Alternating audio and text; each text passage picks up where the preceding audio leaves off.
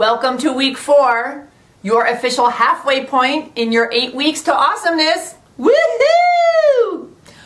I am no longer on the boat. I am in New York now on my own personal journey of badassery while I travel the world creating this program. And today I am going to be talking to you about the almighty habit. And I find habits to be so freaking cool because they are one part control. We are in control of our realities at all times. It's the control part where you decide which habits you are going to lose and which habits you are going to create. And then the other part is the autopilot part where they just sort of go on and take over and you don't really have to think about them. So I think they're real neato. And I want you to think about how a habit is formed. Basically, the way it lines up is our thoughts create our beliefs create our words create our actions create our habits, and our habits create our reality.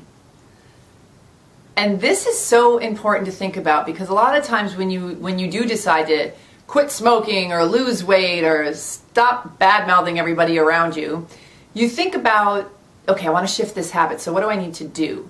And that's great because you do need to do things, but we tend to forget all about the other parts of the equation, the thoughts, the beliefs, and the words. So what we're going to do here today is focus on all of the above and get you in a place where you can dig deep and either change one habit into a new one or create a new habit that you're really excited to create. So I'm going to give you sort of a quickie breakdown of how we're going to do this. The first thing you're going to focus on is becoming aware, of course, because everything starts with becoming aware. So first part is to become aware of what your habits are and what habits you would like to create. Because, we all sort of go through life and just wish things would change. So again, awareness is so critical. Like, what do you want to create with your life? And what do you want to kick out the door? So the awareness of that. Then the awareness of, if you are trying to rid yourself of a bad habit, becoming aware of the thoughts, beliefs, and stories that you're working with that have created that bad habit. And this is a lot of work that you've already done on your BS sheet. So you've got some stuff already written down around that. Okay, so awareness is the first step. The second step is making a plan. Okay, so you've decided you're not going to be smoking anymore, and you're going to become somebody who is healthy and breathes a lot and who exercises and whatever.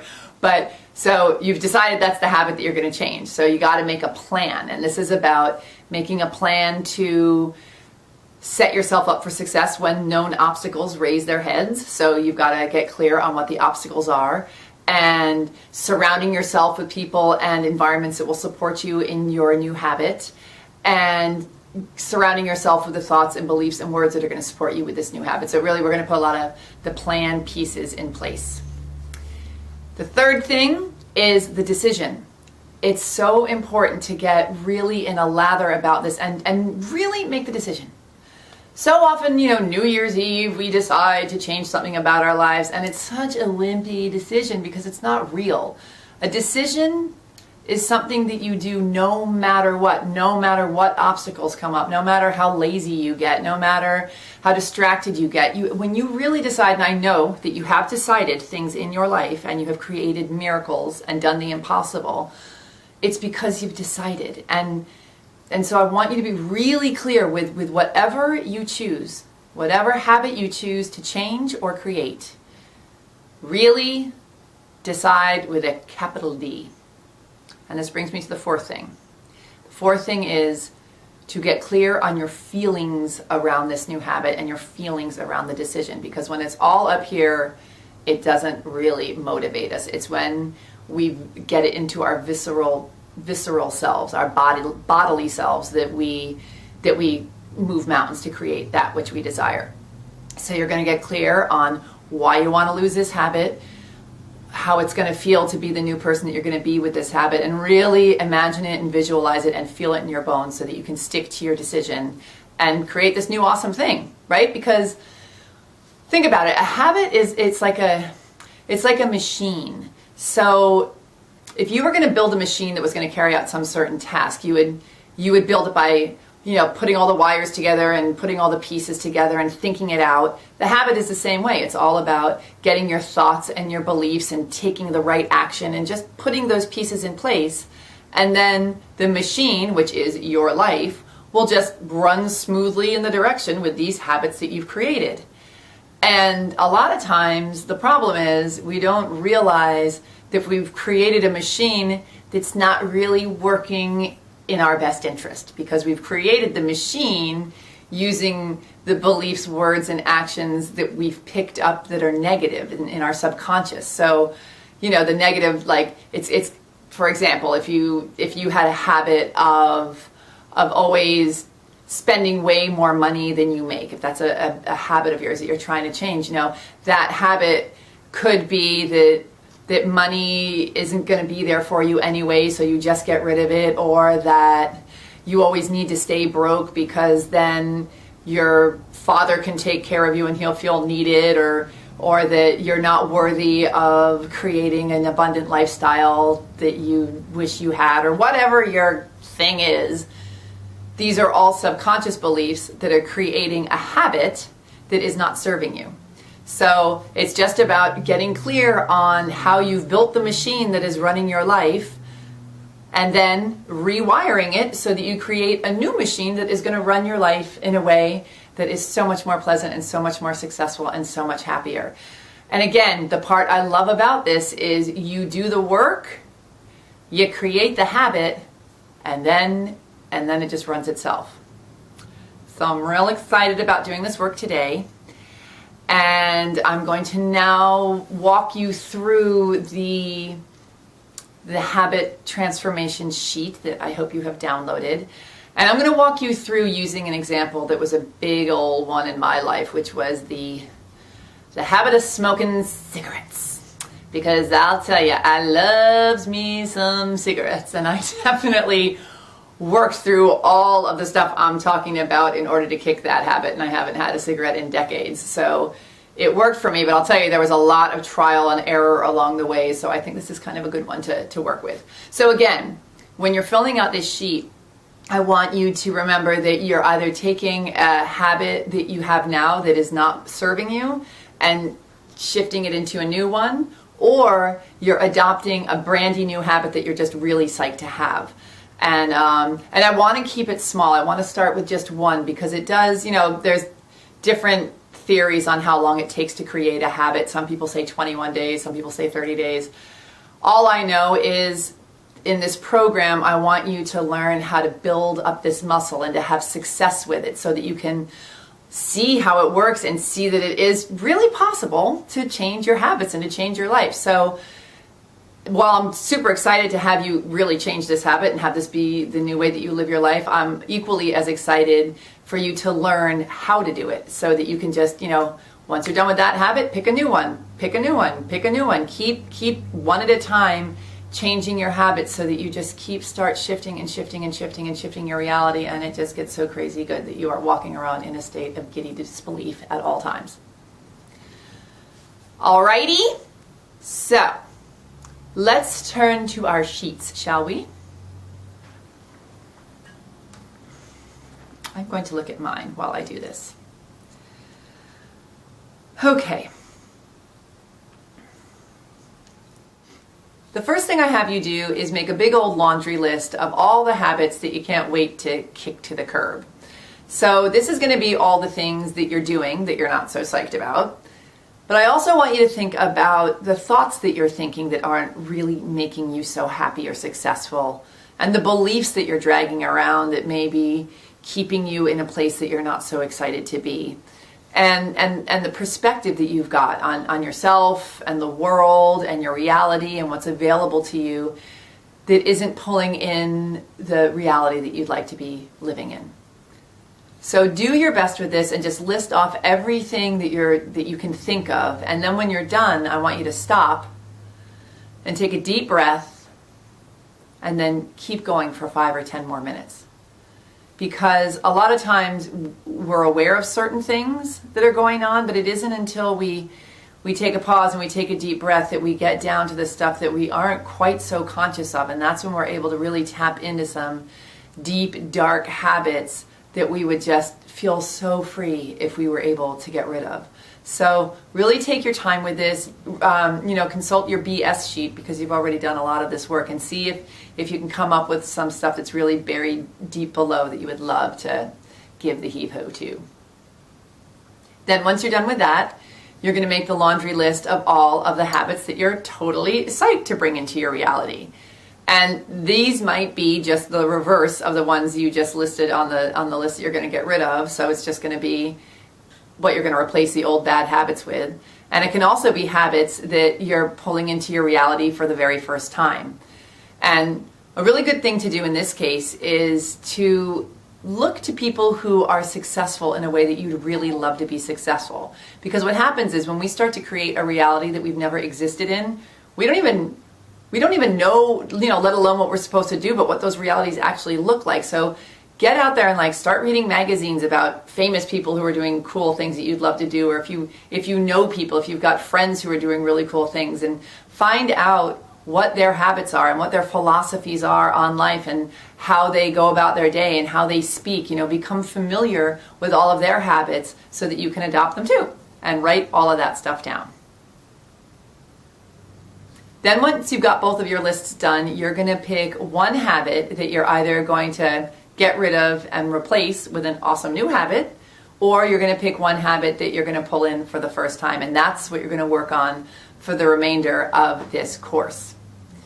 Okay, so, and again, this is about strengthening your habit transformation muscles, so don't panic that you're not doing everything on the list, but this is just so that you get really good at it, because then you can continue on long after this program is over and consistently just keep creating awesome habits that will consistently keep creating awesome reality for you. So now I'm going to walk you through all of the steps that you're going to use to do this. And as I said, I'm going to use my personal example of quitting smoking, because it was a gnarly one.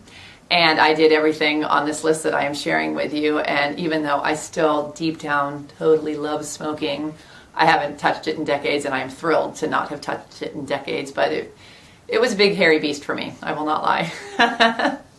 So the first thing that I ask you to do is to get clear on why you want to get rid of this habit.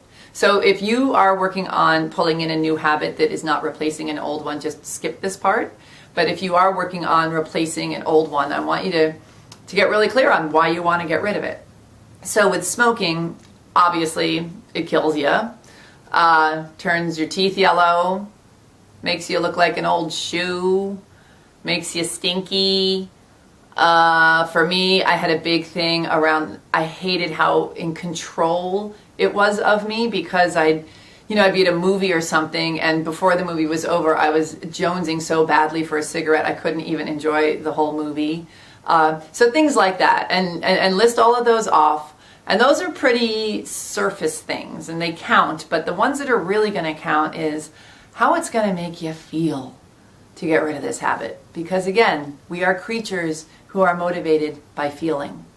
And the more in touch you are with the feeling of losing this habit, the easier it is going to be to stick to your decision to kick it to the curb. So, deep down, when I smoked, I in the old self-love department, I wasn't feeling too great about myself. I wasn't feeling nurtured by myself. I wasn't feeling healthy and strong and vibrant, and, wasn't feeling in control of my life. Things that really hurt my feelings. So what is it for you, and with this habit, how is it really making you feel? And get really clear on that and write it down here. Once you've done that, write down how it's going to feel when you've gotten rid of this habit and you are standing in the new habit that you've replaced it with. And for those of you who are creating a brand new habit, what's it going to feel like when you're in that habit and when this is who you are? So for me, with smoking, when I got really clear and when I could visualize not being a smoker anymore, I felt cleaner, I felt healthier, I felt happier, I felt, I had so much more self-respect. I felt proud of myself for being able to do something that was this challenging. All this stuff that it really raised my frequency and lifted me up. So get clear on how it's going to feel when you have conquered the beast and replaced it with a new awesome one, or if you just are standing in this, in the wind with your superhero cape flapping in the wind. What's that going to feel like? If you're working with getting rid of a negative habit, I now want you to get clear on the thoughts, beliefs, and stories that you're working with that may have helped you create this negative habit. Again, this is pretty deep work, so it may take some time, and refer to your BS sheet if that's going to be helpful. But, for example, with smoking, some of the negative thoughts, words, and beliefs that I had around it were, it's going to be really hard to quit smoking. It's not going to be any fun to quit smoking. Smoking makes me calmer. It helps me relate to other people. It's a social activity. I can't let it go because then I'll have nothing to do with my hands. And then deeper ones, like it was sort of protecting me from getting close to people in a way where it almost puts up a smoke screen, like you've got a busy thing, you've got something busy to do. Instead of dealing with something that's uncomfortable, you go have a cigarette instead of deal with it. So spend some time on this and see if you can come up with some things that might be keeping you attached to this habit of yours. And a good way to do this is to, if you really want to go deep, is to meditate on it and to breathe into it and to really get quiet and really ask for guidance. Because a lot of times we really try and work it out with our brains when it is more of a visceral need. So if you can get quiet and breathe into it and just be willing to receive the answer and to keep asking for the answers over and over, this is going to be a really good way to fill out this part of the sheet. Then I want you to get clear on what the thoughts, beliefs, and words are that are going to replace the negative ones. What's the new story? And this is going to work for you if you're just pulling in a new awesome habit. Like, how do people who have this awesome habit think, speak, and believe? What are they? So for me with smoking, it would be like, I'm healthy. I'm totally capable of creating whatever kind of reality I want to create. I loves me some Jen. I loves me some Jen's body. I am in control. I rejoice in my beauty and take care of myself. I believe that anything is possible. I believe that it is easy to quit smoking. Anything that I can flip around or add to it. And again, like, get into the feeling of it. It's got to make you feel like you can flip over a car. Okay, this is all about the feeling. So how does it feel to be this super awesome person who has this super awesome habit? The next thing I want you to do is to get clear on the obstacles that might come up for you when trying to achieve this new way of being. And this goes for everybody. So whatever you're working on, try and, if you're somebody who's taken an old habit and replacing it with a new one, you might be more aware of what the obstacles are, but you still might be aware of what some obstacles will be if you're adopting a brand new habit.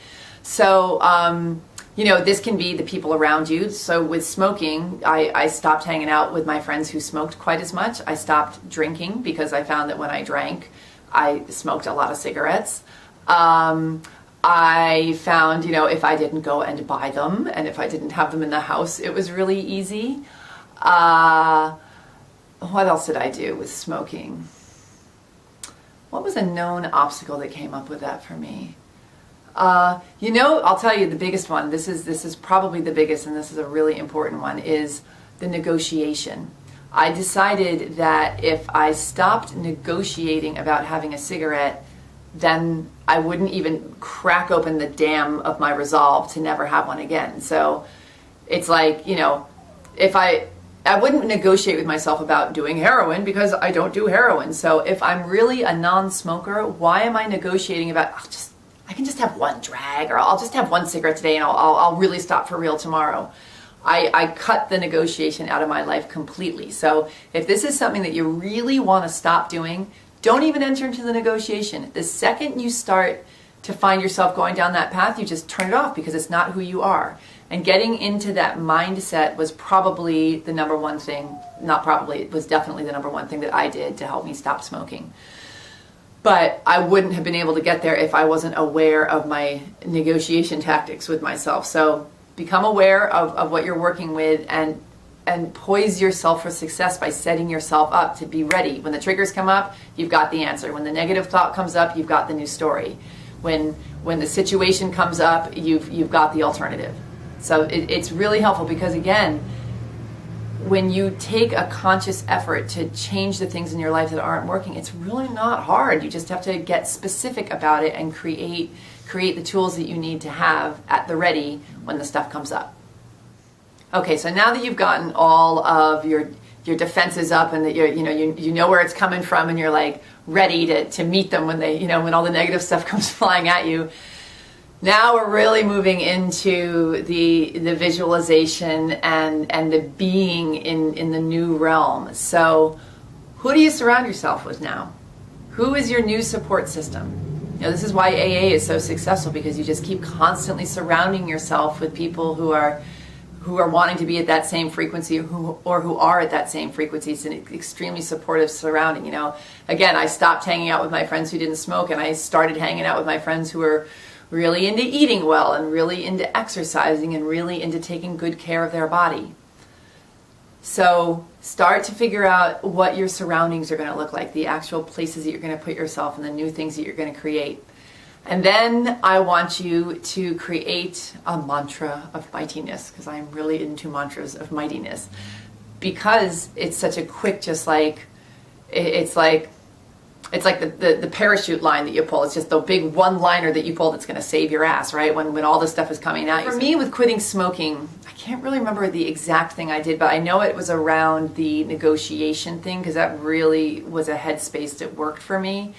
So my mantra of mightiness was, I don't negotiate about having a cigarette because I'm a non-smoker. Pull up a one-liner that is gonna put you in the mindset that really reminds you of what it is that you're doing here and who you truly are, and that'll get you there. It's like the shortcut to your heart and to the thing that makes you feel the mightiest about this new habit. And then the last thing I want you to do is to think about how you're going to celebrate this new habit and your creation of this new habit. So it can either be, some sort of reward you give yourself when you realize that you have rewired the machine and this is now who you are, or that you do, let's say with smoking, like every month that I didn't have a cigarette, I would reward myself by, I don't even know what I did. To be perfectly honest, it was a really long time ago, but come up with something that works for you so that you're nurturing this new part of yourself. It is a celebration. You are literally shifting your reality. You're shifting who you are. It's a big mother of a deal, so it deserves some sort of party around it. So however you work best. I do think that, since we've got, what do we have left? 4 weeks? Yeah, we got 4 weeks left. So if you want to do it for the remainder of this program at the end of every week, celebrating how far you've come on this habit, that would be great. But do whatever you want. But the important thing is really to celebrate and to be in the energy of this person that you absolutely deserve to be and absolutely can create and absolutely are becoming just by showing up. So have fun with this. Be specific with it. The specifics will set you free as always. And always remember that you are in control of your own badassery.